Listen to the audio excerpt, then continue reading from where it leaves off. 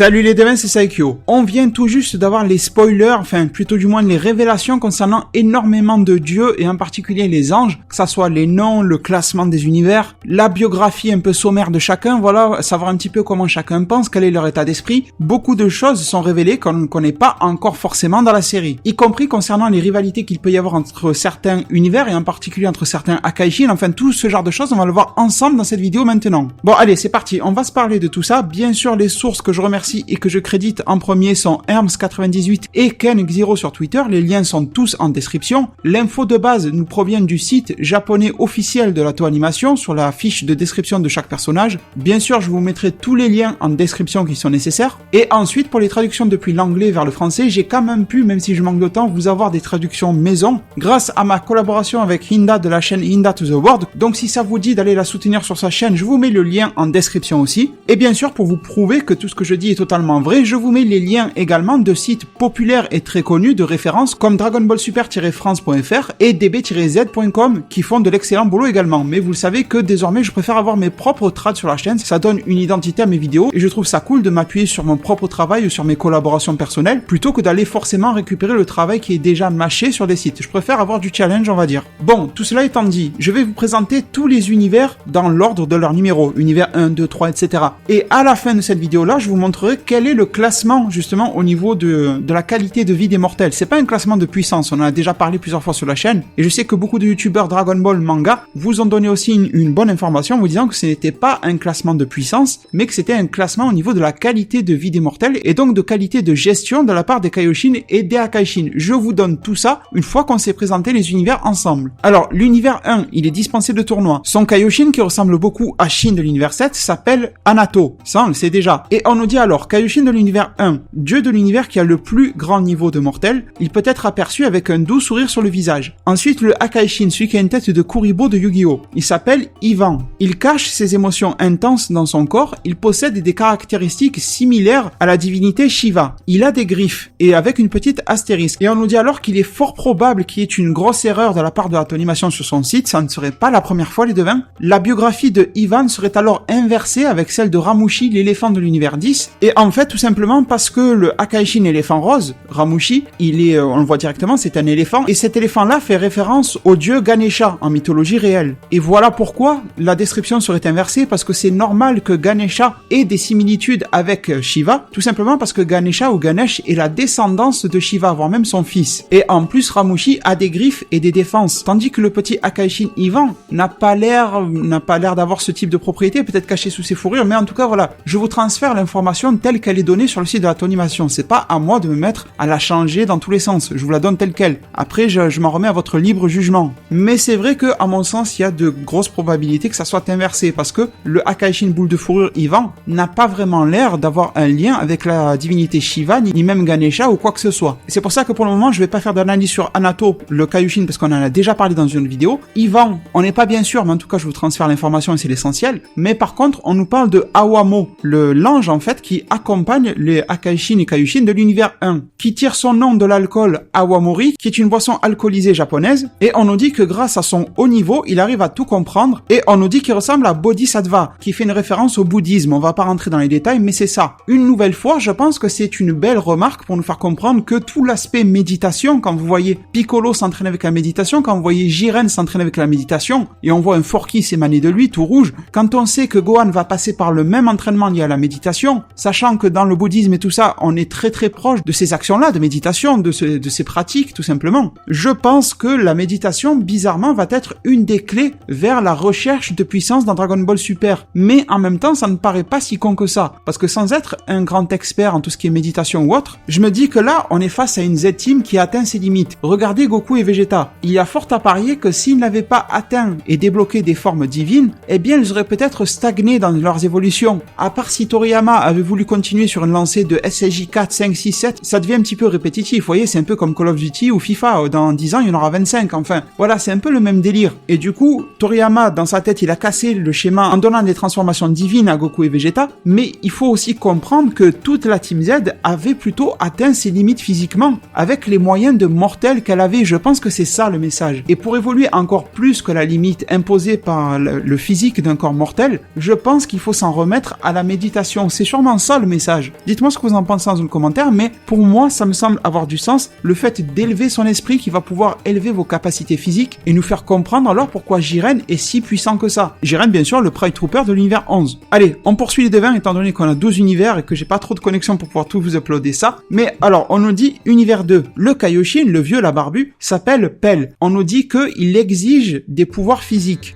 C'est-à-dire les devins que quand il fait une création, il va faire en sorte que ces créations soient puissantes. C'est pour ça que je vous avais dit dans je ne sais plus quelle vidéo récemment que, en tout cas, il y avait fort à parier que les mortels de cet univers-là soient beaux, soient très costauds, voire même physiquement bien musclés, bien même puissants, une grosse force brute en tout cas, mais que dans la cervelle il n'y ait pas grand-chose. Et je le crains encore une nouvelle fois. Et une petite remarque qui a été faite par les traducteurs, mais apparemment elle n'apparaîtrait pas sur l'image du site de la animation, mais je vous en fais part quand même, parce que vous avez dû la lire sur les sites français par exemple, mais en tout cas je me permets de vous signaler que ça n'apparaît pas directement sur l'image liée à Pell, et on nous dit alors dans cette petite remarque qu'il ressemble à une version supérieure du Kaioshin du Sud, en version plus puissante. Donc je ne sais pas exactement d'où sort cette information-là, même les traducteurs anglais ne nous donnent pas d'informations précises, c'est pour ça que je préfère avoir mes trad maison, comme ça je peux vous indiquer clairement et vous mettre sur la bonne piste, vous voyez les devins, en vous disant ça c'est l'info sûre, ça c'est une info qui nous parvient, mais on ne sait pas trop d'où, mais voilà, comme ça vous avez toutes les clés en main pour vous faire une idée précise, et c'est ça qui compte pour moi. Donc c'est pour ça que cette information-là reste à prendre avec des pincettes. Est-ce que c'est juste une remarque perso du traducteur? Voilà, ça n'a pas été dit vraiment, mais en tout cas rappelez-vous que le Kaioshin du Sud, c'est le grand baraquet là, qui se bat contre Kid Buu, Majin Buu pur, enfin peu importe, l'important c'est qu'on se comprenne, et qui avait forcé Kid Buu à l'absorber, donc ce gars-là est quand même très très puissant. Je ne sais pas si le Kaioshin de l'univers 2 est encore plus puissant que lui, en tout cas j'aimerais beaucoup, mais il faut se rappeler aussi qu'il nous avait été dit que parmi tous les Shinjin, et pour rappel les Shinjin ça englobe les Kaioshin, les Kaio, comme Kaio du Nord là, celui qui a pris le Kaioken à Goku, ça englobe les Makaioshin, enfin voilà, tout ce genre de divinité. Et bien en tout cas Gowasu nous avait signalé que parmi tous les Shinjin, Zamasu était celui qui était certainement le meilleur au combat. Donc est-ce que c'est une indication pour nous dire que Pell est costaud mais pas aussi fort que ça, vu que Zamasu serait meilleur que lui? Voilà, il y a quand même des petites choses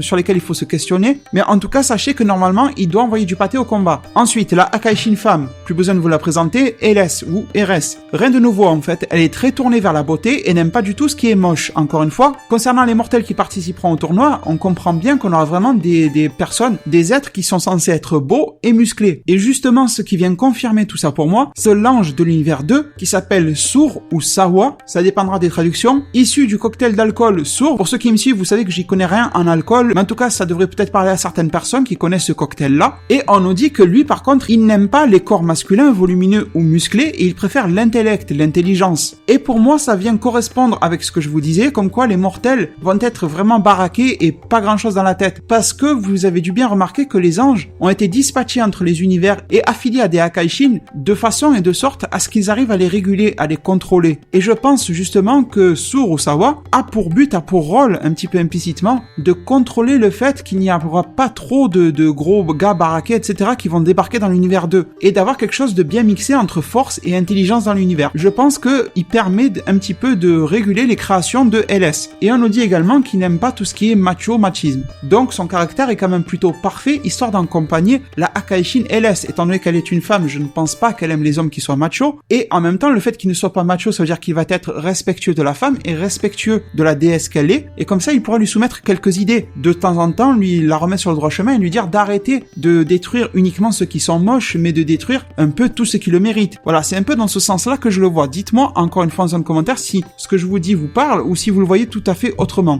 Et en parlant d'intelligence, on file maintenant vers l'univers 3. Avec le Kaioshin qui s'appelle Ea, il est très influencé par les personnes qui aiment les machines. Rien de nouveau. Mosco, le Akaishin robot. On nous dit qu'il est le dieu de la destruction de l'univers 3. Il a une apparence de robot, il communique à travers des sons électroniques. Encore une fois, rien de nouveau. La nouveauté sera une nouvelle fois sur l'ange qui s'appelle Campari. Campari qui, d'après mes petites recherches, serait une liqueur italienne. Donc toujours on reste dans la thématique de l'alcool. Il est donc l'ange de l'univers 3. Il comprend et arrive à traduire le langage de Mosco. Et ça, c'était une de mes interrogations quand on l'avait vu en épisode 85 en train de traduire les propos de Mosco. En tout cas, je vous demandais, est-ce que Campari est capable de traduire parce que Mosco est issu d'une race mortelle, un peu comme Magetta pour rester dans l'esprit robot, ou est-ce que tout simplement Campari serait le seul apte à le comprendre et à le décrypter? Alors c'est une question qui n'a pas l'air très importante, mais imaginons qu'on en arrive à un schéma dans lequel les anges se révéleraient être un petit peu bizarres, vous voyez, pas forcément des méchants, mais voilà, mener un petit peu leurs affaires à leur sauce. On pourrait se dire que si Mosco a des informations informations importantes et qu'il demande à Campari de les traduire, eh bien ça pourrait foutre la merde si Campari ferait n'importe quoi. C'est juste un petit schéma que j'ai développé comme ça dans ma tête très rapidement et je voulais vous le présenter pour vous donner un exemple. On en sait trop peu à l'heure actuelle pour savoir si Campari sera un connard ou pas. Pour le moment, on ne sait pas. Et maintenant, pour avoir des informations fraîches, on va se diriger vers l'univers 4 avec Kuru. Le Kaioshin, bien sûr, il est arrogant, a un gros ego et il aime montrer sa position de dieu. Encore rien de nouveau concernant ce Akaishin qui pour moi me fait beaucoup penser aux peaux rouges, vous savez, les fameux indiens, etc. dans les films de cow-boys et tout ça américains. Vraiment le côté cliché, c'est ça que je veux dire. Ensuite, on a la souris qui s'appelle Kitera, dieu de la destruction de l'univers 4. Il semble avoir une sorte de rivalité avec Beerus. Et là, c'est intéressant parce que bon, déjà, au final, on aurait pu le voir arriver, le fait que le chat et la souris ne s'entendent pas si bien que ça. Après, ça me fait poser une question, pourquoi que Beerus et pas Champa, étant donné qu'il est aussi un chat? Peut-être que ça n'a tout simplement pas été précisé. Allez savoir pourquoi une rivalité, est-ce que c'est par leur nature de chat et de souris? Parce que il y a fort à parier que énormément de Akaishin ne sont pas nés Akaishin, mais qu'ils étaient des mortels un petit peu classiques, comme Goku et Vegeta, et qu'ils ont vu le poste être proposé, comme Toppo, Akaishin candidat pour l'univers 11, le leader des Pride Troopers. C'est pour ça que si Beerus était un mortel de base qui faisait partie d'une race de chats, tout comme Champa par exemple, un truc comme ça, et que Kitera faisait partie d'une race de souris, on peut imaginer une planète composée de souris géantes, peu importe, c'est un univers fictif, et tout sort de la tête de Toriyama, donc voilà. Et justement, ça reprendrait la base des dessins animés de Disney, de tout ce que vous voulez, de la vie, le chat et la souris. Voilà, on serait dans le pur cliché. Ou alors, est-ce qu'ils ont une histoire de fond, un background qui fait que un ou l'autre a arnaqué l'autre, un ou l'autre a fait quelque chose, voilà. Ça serait plus intéressant pour moi que ça soit quelque chose de plus que des simples clichés. La partie cliché, pour moi, ça serait drôle, la rivalité cliché, à cause de l'aspect chat et souris. Mais s'il y avait une rivalité pour autre chose, quelque chose dans le passé, qui a fait que leurs chemins se sont séparés, on va dire qu'ils ne sont plus collègues ou amis, eh bien voilà, je trouve que ça serait plus intéressant. Mais encore une fois, les spoilers actuels ne nous en disent pas assez pour le savoir. Et vous savez que j'aime partir très loin dans mes réflexions, mais je le fais toujours basé sur des éléments concrets. J'invente jamais rien de n'importe où. Je base mes choses sur des idées, sur des faits, sur quelque chose qui s'est déjà passé. Mais quand j'ai juste une intuition, un feeling, voilà, je préfère le garder pour moi, ou alors mes intuitions, mes feelings, je les garde surtout pour mes lives, vous voyez, en fin de semaine, etc. Je trouve que c'est une atmosphère qui s'y prête plus. Mais voilà, en vidéo, je préfère rester sur le maximum de concret. Alors, enfin, pour finir avec l'univers 4, on a Cognac ou Conic, on a un peu les deux traductions qui ont fuité sur internet. Vous l'avez compris, issu de l'alcool cognac, il n'y a pas grand chose à en dire. Ange de l'univers 4, il est très compétent et judicieux. De toute façon, on va le voir par la suite des spoilers, mais je pense que tous les anges sont quand même un minimum compétents et judicieux. Donc ça nous révèle pas grand chose. Peut-être que relativement à la débilité et à l'incompétence de Kitera et de Kuru, lui, il est vraiment apte à faire des choses, mais qu'au final, ils lui ont attribué deux dieux qui ne valent pas un clou. C'est peut-être ça qu'il faut en comprendre en tout cas. Ensuite, un autre univers dispensé, l'univers 5, avec Oguma, Kaioshin de l'univers 5. Celui-ci me fait un petit peu penser à Melofé et à Rondoudou dans Pokémon. On nous dit que c'est un dieu doux et qui croit en l'importance de l'équilibre entre intelligence et le pouvoir. Direct, vous avez compris pourquoi cet univers-là sera dispensé. Quand on a un Kaioshin de cette qualité-là, on va voir pour le Akaishin, c'est à peu près la même chose. Forcément, l'univers obtient un bon niveau dans le classement, justement, de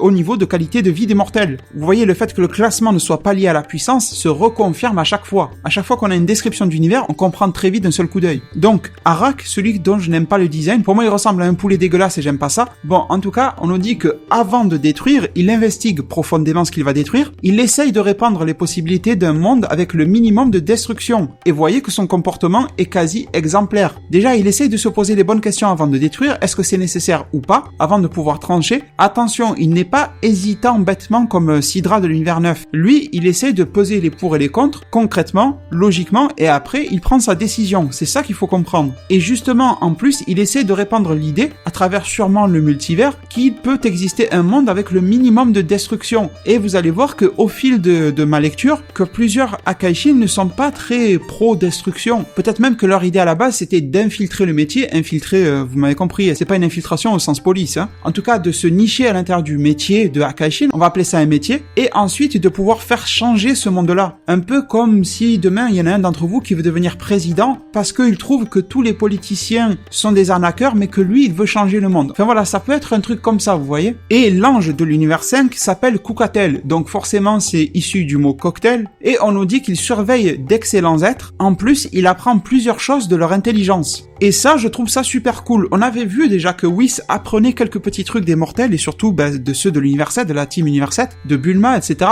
On a vu que voilà, il se rapprochait d'eux et qu'il essayait un peu de se nourrir de ce dont ils sont capables. Et je trouve ça cool d'avoir un ange univers 5 qui apprend beaucoup des mortels. exceptionnel. Étant donné que le Kaioshin et le Hakaishin font de manière quasi excellente leur boulot, eh bien l'ange doit vraiment se régaler au contact des mortels, et ça c'est une bonne chose. Allez, on passe ensemble sur l'univers 6, avec Fuwa, le Kaioshin de l'univers 6, qui je vous le rappelle a été le premier du multivers que l'on a aperçu en dehors de Shin de l'univers 7, et on nous dit que pendant le tournoi contre l'univers 7, justement, il a été impressionné de voir Goku s'amuser en combattant contre son adversaire Hit. Et je pense bien sûr que ça est dû au fait que les Saiyans de l'univers 6 n'ont pas vraiment, ne donnent pas l'impression d'être des barbares guerriers, du moins pour le moment, ils peuvent cacher leur jeu, mais en tout cas, s'ils se battent dans l'univers 6, c'est pas pour conquérir des planètes, c'est pas par soif du sang, c'est surtout pour protéger le monde. Et ce n'est pas par plaisance, parce que le combat les excite ou quoi que ce soit, c'est différent. Donc voilà, même si Fuwa a des Saiyans dans son univers, ça l'a choqué de voir que un d'entre eux de l'univers 7 adore vraiment le combat à ce point. Et est-ce que ça serait un petit élément révélateur comme quoi justement le Kaioshin de l'univers 6 Fuwa n'aime pas vraiment le combat, tandis que Kaioshin Shin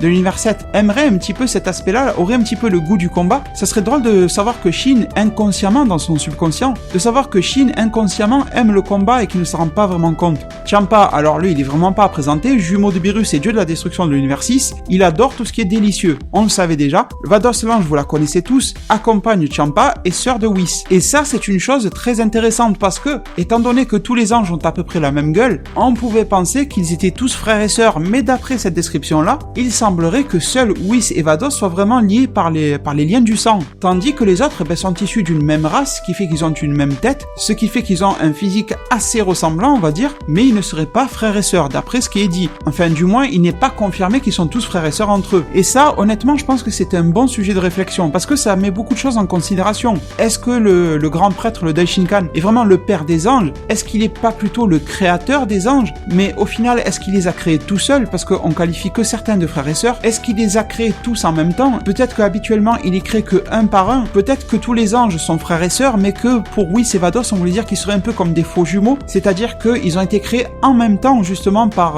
le grand prêtre, alors que d'habitude, le grand prêtre aurait l'habitude de les créer un par un, uniquement quand il y en a le besoin, quand Zeno, par exemple, crée un univers, ou je ne sais pas trop quel délire, et du coup, je vous avoue que dans ma tête, ça bouillonne. Je me dis, si on part dans un contexte où ça pourrait être frères jumeaux, tandis que les autres sont juste frères et sœurs classiques, on va dire, on pourrait penser qu'alors qu'il y a un lien étroit avec la création des univers 6 et 7, pourquoi deux univers se seraient créés en même temps? Enfin voilà, là vous voyez, je viens de vous faire part de mes intuitions, c'est pas trop ce que je veux faire dans mes vidéos, mais je trouvais ça plutôt intéressant à explorer. On en reparlera si j'ai des éléments concrets sur la chaîne. Et maintenant direction vers l'univers qu'on connaît le mieux, l'univers 7, avec Shin, le Kaioshin, qui est apparu devant Goku et les autres lors du combat contre Buu. C'est un jeune Kaioshin, chose qu'on peut voir à travers ses mots et son comportement non fiable. Alors je ne sais pas pourquoi on nous parle de comportement non fiable, je suis 100% d'accord avec le fait qu'on ressente qu'il est jeune. D'ailleurs je vous l'ai souvent dit sur la chaîne, Shin, à la base, il n'était pas censé être promu Kaioshin suprême aussi vite. À la base, ils étaient divisés en points cardinaux, ils avaient leur chef le gros, ils avaient le Kaioshin suprême, enfin, il y avait beaucoup de monde, et d'un coup, Shin s'est retrouvé seul, et je pense qu'il n'était pas prêt à ça. Ensuite, Beerus, le dieu responsable de la destruction et le maintien de l'équilibre dans le monde. Le monde, c'est l'univers 7. S'il est de mauvaise humeur, il détruit les planètes et la vie qui l'entoure avec son immense pouvoir. Voilà, rien de nouveau, et on comprend pourquoi cet univers 7 mérite son classement plutôt bas dans le classement de Zeno et du grand prêtre. Passons maintenant aux frères de Vados. Whis, très mystérieux et travaille aux côtés de Beerus et s'occupe de lui. Même s'il travaille pour Beerus, il se moque souvent de lui. L'étendue du pouvoir de Whis est actuellement inconnue. Alors moi, il y a deux choses que je note là-dedans, c'est le côté très mystérieux et l'étendue de son pouvoir qui est actuellement inconnue. Est-ce que très mystérieux, ça nous voudrait dire qu'on ne sait pas vraiment quelles sont ses intentions, ou est-ce que c'est juste son caractère un petit peu, vous savez, comme d'habitude, il peut rire d'une situation triste, enfin voilà, c'est peut-être ça la part de mystérieux, on dirait qu'il est un peu fou même parfois. On sent que le mec sait des choses que nous on ne sait pas, c'est pour ça qu'il émane, voilà, il transpire le mystère, et ensuite l'étendue de ses pouvoirs. Et on a très bien vu qu'il était capable de faire accoucher Bulma en un clin d'œil. Et en termes de pouvoir, je pense qu'il faut penser à sa force physique, bien sûr, mais qu'il faut aussi penser à ses capacités spéciales, comme l'accouchement que je viens de citer. Et est-ce que ça serait une petite mention pour nous faire comprendre qu'il fait partie des plus puissants anges, ou même qu'il est le plus puissant? Ça ne m'étonnerait pas en tout cas. Et également cette question de l'étendue du pouvoir de Whis, si ça se confirme que c'est lui qui a le plus grand pouvoir parmi les anges, on pourrait se poser pas mal de questions. Est-ce qu'il a été mis ici alors dans l'univers 7 parce que Beerus serait hyper hypothétiquement le plus fort des Akaishin, qu'il fallait donc un ange fort pour le maîtriser, que en plus l'univers 7 est composé d'êtres puissants en termes de force de combat, donc voilà, il faut leur mettre des dieux qui soient très très puissants. Vous voyez, c'est pour ça aussi que je tiens à avoir des traductions très précises, parce que déjà, si on perd de la qualité d'information au fil des traductions, donc voilà, j'essaie de minimiser la perte, on va dire, et voyez que même comme ça, il y a beaucoup de questions qui s'ouvrent. Et ensuite, maintenant, discutons un petit peu de l'univers 8, qui lui est dispensé. Avec Hiru, son Kaioshin, il aime faire des plans, planifier les choses, et il est passionné par leur réalisation et venir à bout de ses plans. Le Akaishin, c'est celui qui a la tête de renard, qui s'appelle Liqueur. Son but dans la vie est de réparer les erreurs des plans de son Kaioshin.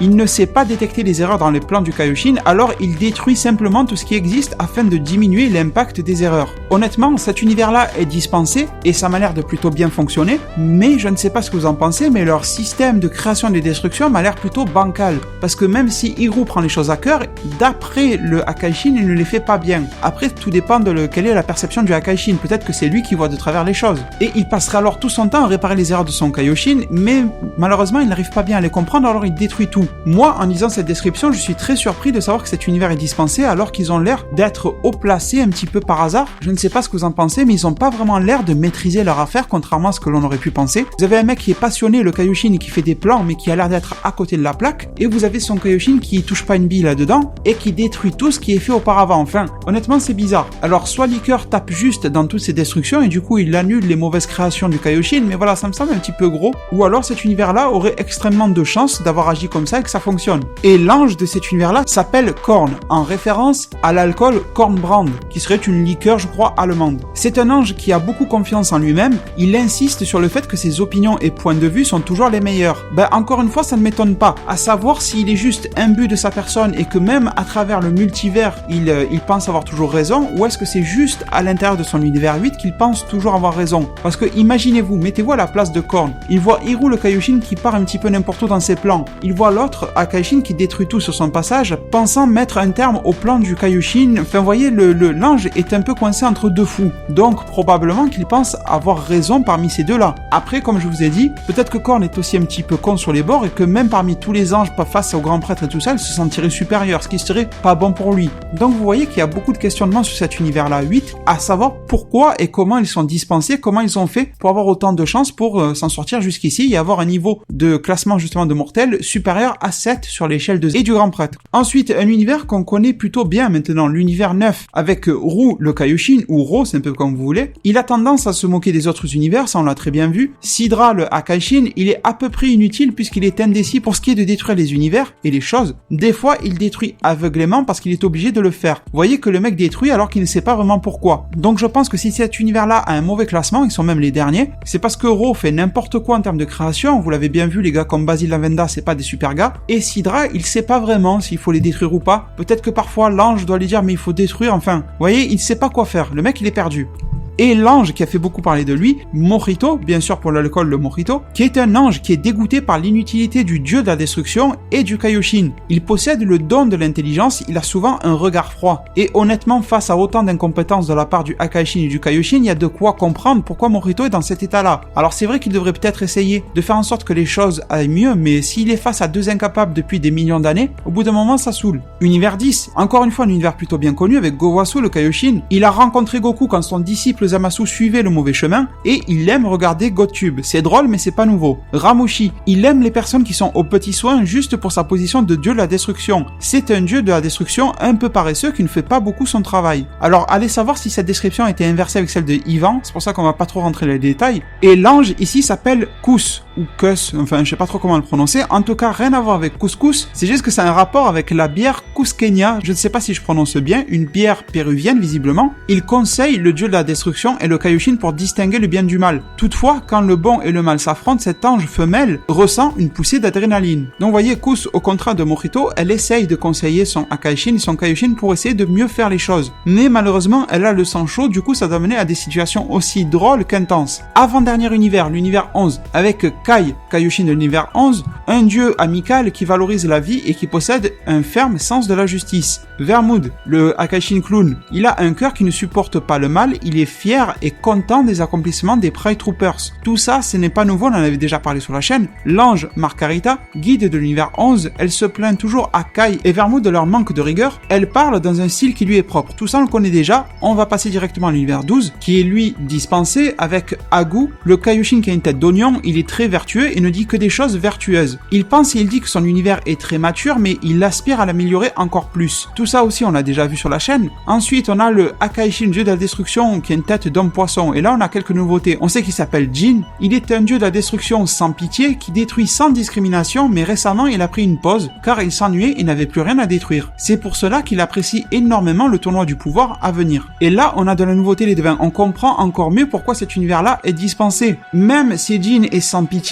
il est quand même sans discrimination, ça veut dire qu'il va détruire quand ça lui semble juste, et sans faire de favoritisme, et c'est ça quasiment l'essentiel. Mais par contre, je devinerais alors que son niveau d'univers a relativement baissé, de peu ces derniers temps, ce qui lui permet toujours de rester dispensé, mais je pense que ces derniers temps ça a un petit peu baissé, car on nous dit qu'il s'ennuyait, il n'avait plus rien à détruire. Donc je pense qu'il a dû stopper, se mettre en petite pause, attendre que de mauvaises créations arrivent, et comme ça il aura du boulot à faire. Mais en tout cas, s'il a pas de boulot à faire, ça veut dire deux choses. Ça veut dire que Agu fait quasi parfaitement son boulot, et que en plus Jin venait compléter le boulot du Kaioshin en faisant de bonnes destructions par-ci par-là. Et enfin, l'ange de l'univers 12, qui s'appelle Martinu, bien sûr en référence au Martini, c'est une ange femelle, étant donné qu'elle est avec des dieux excellents, le Akaishin et le Kaioshin, Agu et Jin, elle n'a pas grand-chose à faire. Elle pense à élever / promouvoir l'existence de ces deux dieux. Alors la première partie est compréhensible, qu'elle n'ait pas grand-chose à faire, donc son rôle de conseil n'est pas trop efficace, donc son rôle de conseil des dieux n'est pas si nécessaire que ça, et en plus elle pense à élever, promouvoir l'existence de ces deux dieux. Ça peut vouloir dire beaucoup de choses. Les promouvoir, est-ce que ça voudrait dire les faire monter dans la hiérarchie divine, mais à quel stade? On n'a pas trop d'idées. À la limite, pour un Kaioshin, on pourrait comprendre qu'il pourrait encore évoluer vers un aspect de roi des Kaioshin, vers un aspect de doyen des Kaioshin, etc. Ça peut se comprendre, mais que devient un Kaioshin s'il est promu? Visiblement, et vu la tête des anges, ça reste spécifique à la création du grand prêtre. Est-ce que ça pourrait être élevé au stade de protecteur de Zeno en tant que garde? Enfin, voilà, les possibilités de promotion m'ont l'air un petit peu limitées. Ou est-ce que justement, c'était plus au sens un petit peu spirituel, philosophique, dans le sens où elles voudraient élever encore un petit peu plus leurs esprits, faire qu'ils soient encore mieux que ce qu'ils sont déjà. Et pour l'instant, je pense que c'est la deuxième explication qu'il faut garder en tête. Alors, les devins, pas grand chose à dire de plus vis-à-vis de tout ça. Je vais vous communiquer maintenant le classement des 12 univers en termes de qualité des mortels qui y vivent, de qualité des civilisations. Juste une chose, c'est que même si je connais pas grand chose à l'alcool, je pense que la théorie qu'un abonné m'avait faite et qui nous avait bien plu à tout le monde, et aussi bien à vous en un commentaire qu'à moi directement, comme quoi le nom des anges et des Akaishin révélerait leur force selon qu'ils soient affiliés à des alcools forts ou à des alcools faibles. Mais j'ai l'impression, d'après mes minces connaissances en alcool, que certains anges ont des noms d'alcool faibles, donc ça ne collerait pas trop. En tout cas, n'hésitez pas à venir me dire ce que vous en pensez dans un commentaire. Et là, dès maintenant, je vous affiche le fameux classement de ces mortels et de ces univers. On nous dit alors que le premier univers est l'univers 1, qui est celui de Ivan et Anato, c'est-à-dire le Akaishin boule de fourrure. On nous dit ensuite que c'est l'univers 12, donc c'est celui de Jin, l'homme poisson, et du Kaioshin oignon Agu. À la troisième place, c'est l'univers 5, celui du Akaishin poulet avec le Kaioshin Oguma. À la quatrième place, maintenant, ça serait l'univers 8, qui est celui de Hiru et Liqueur. Donc voilà, on comprend déjà pourquoi ils ne font pas partie du top 3, parce qu'on a vu qu'ils étaient un petit peu bizarres. Et donc, on comprend qu'ils sont un petit peu sur la sellette, et ça confirme un peu ce que je vous disais à l'instant, comme quoi ils avaient l'air de prendre des décisions un petit peu bizarres, que bon, ça les amenait quand même en tête de classement, mais bon. Mais franchement, ils auraient pu y passer. Et on comprend également que l'univers 11 est à la limite, à la 5e place. Donc je trouve que c'est vraiment très très chaud entre U8 et U11. Les deux places auraient pu être facilement échangées. L'U11, c'est bien sûr celui des Pride Troopers, du Akaishin Clown et tout ça. Je pense que c'est le sens de la justice de Vermood et de Kai qui est peut-être un petit peu trop affirmé, un petit peu trop poussé, pas autant que Zamasu, mais voilà, un peu dans le même délire, ça va un petit peu trop loin, qui fait qu'ils sont légèrement en dessous dans le classement, mais que s'ils s'amélioraient un petit peu, ils pourraient remonter et prendre la place très facilement, je pense, de l'univers 8. Honnêtement, ce classement, pour le moment, il a beaucoup de logique. À la 6e place, on a l'univers 2, et ça semble une nouvelle fois logique, étant donné que ils ont l'air de plutôt mal gérer leur affaire, mais c'est juste une histoire de beauté et de force, donc bon,